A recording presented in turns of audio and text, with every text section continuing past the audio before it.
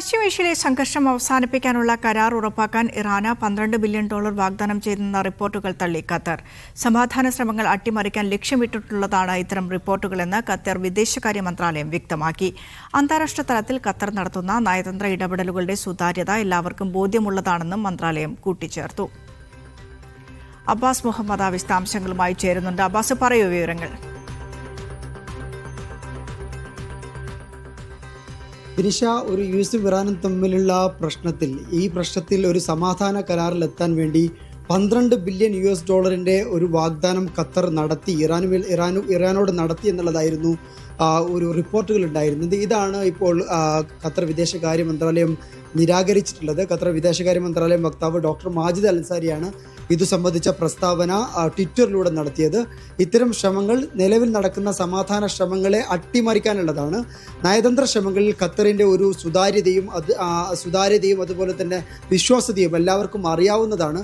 അതുകൊണ്ട് തന്നെ അന്താരാഷ്ട്ര തലത്തിൽ ഖത്തറിൻ്റെ പ്രതിച്ഛായ കളങ്കപ്പെടുത്താനുള്ള ശ്രമങ്ങളുടെ ഭാഗമായാണ് ഇത്തരം ആരോപണങ്ങൾ ഉന്നയിക്കുന്നത് എന്നാണ് ഡോക്ടർ മാജിദ് അൽ അൻസാരി ഇന്ന് ട്വിറ്ററിൽ നടത്തിയ പ്രതികരണത്തിൽ വ്യക്തമാക്കുന്നത്.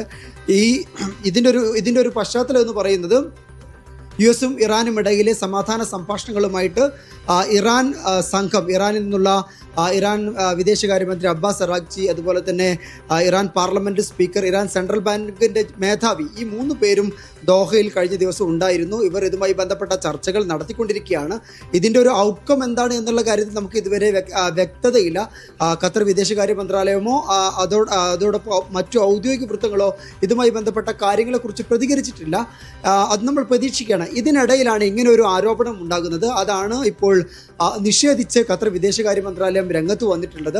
അന്താരാഷ്ട്ര തലത്തിൽ ഖത്തർ നടത്തുന്ന മധ്യസ്ഥ ശ്രമങ്ങളുടെ ഒരു വിശ്വാസ്യതയും സുതാര്യതയും ലോകത്തിന് ബോധ്യമുള്ളതാണ് എന്നാണ് ഖത്തർ വിദേശകാര്യ മന്ത്രാലയം ആവർത്തിച്ചു വ്യക്തമാക്കുന്നത്. ഈ ഒരു കരാറുമായി ബന്ധപ്പെട്ട നിർണായകമായിട്ടുള്ള ചർച്ചകൾ നടന്നുകൊണ്ടിരിക്കുന്ന വേളയിൽ ഇതിനെ അട്ടിമറിക്കാനുള്ള ശ്രമമാണ് എന്നാണ് ഖത്തർ വിദേശകാര്യ മന്ത്രാലയം ആരോപിക്കുന്നത്. ഏതായാലും ഇതിനെയാണ് ഇപ്പോൾ നിലവിൽ തള്ളി രംഗത്ത് വന്നിട്ടുള്ളത്. ഇതുമായി ബന്ധപ്പെട്ട നിർണായകമായിട്ടുള്ള ചർച്ചകൾ കൂടി ദോഹയിൽ പുരോഗമിച്ചു കൊണ്ടിരിക്കുകയാണ്. ഇത് ഹോർമുസ് കടലിലേക്ക് തുറക്കുന്നതുമായി ബന്ധപ്പെട്ട്, അതുപോലെ തന്നെ സമ്പുഷ്ടീകരിച്ച യുറേനിയം അത് കൈമാറുന്നതുമായി ബന്ധപ്പെട്ട്, അതോടൊപ്പം മരവിപ്പിച്ച ഫണ്ടുകൾ ഇറാന് കൈമാറുന്നതുമായി ബന്ധപ്പെട്ട് ഇത്തരത്തിലുള്ള 3 ചർച്ചകളാണ് പ്രധാനമായിട്ടും നടക്കുന്നത്.